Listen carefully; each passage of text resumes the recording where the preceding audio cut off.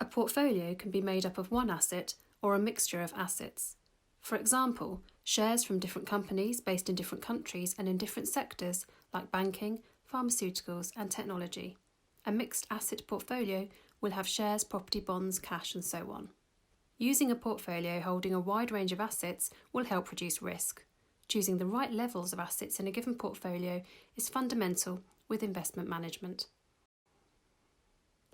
Asset allocation is the implementation of an investment strategy that attempts to balance risk versus reward by adjusting the percentage of each asset in an investment portfolio according to the investor's risk tolerance, goals, and investment timeframe. The focus is on the characteristics of the overall portfolio. This chart shows you an example of how an asset allocation within a portfolio could be made up.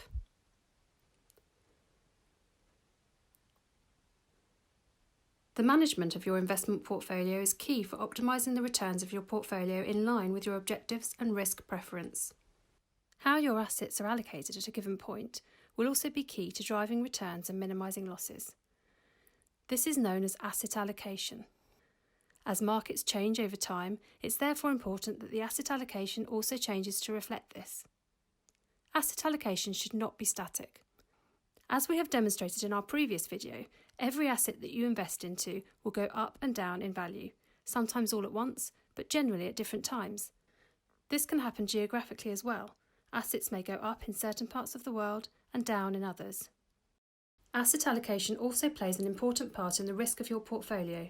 The greater the risk you take, the larger the amount you will invest into the riskiest assets, such as shares and commodities. The risk will also drive the potential for returns. Thus, the higher the risk, the greater the potential for returns. However, this also means that there is a greater potential for loss. There are typically 4 risk profiles: cautious, balanced, steady growth, and equity risk. Equity risk is considered the riskiest profile. Let's look at each risk profile in turn. Typically, a cautious portfolio will look like this in terms of its asset allocation. A cautious portfolio will behave like this in terms of drawdown compared to the stock market, that is to say, world equities. You'll notice the ARC Sterling cautious drawdown line in black isn't as deep as the world equities line in red. The asset allocation in a balanced portfolio might look like this.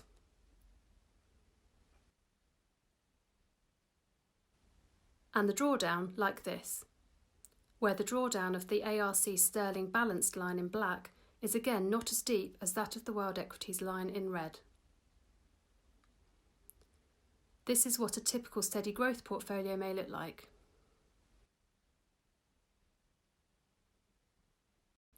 It may behave like this in terms of drawdown compared to the stock market.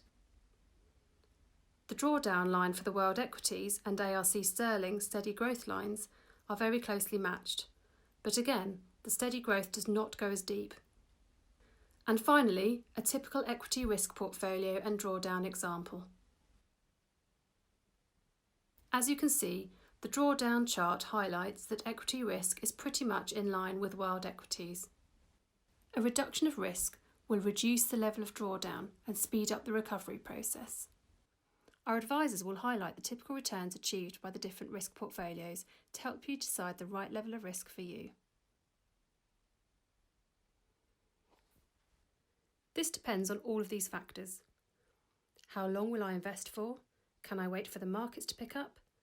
How much can I afford to lose? Do I have savings that I can fall upon when needed, or am I forced to cash in when the markets mean that I will lose money? How much do I need to make?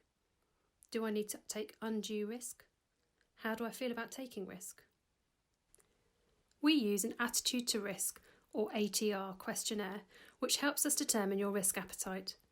To find out more, contact one of our advisors who will be happy to go through this with you.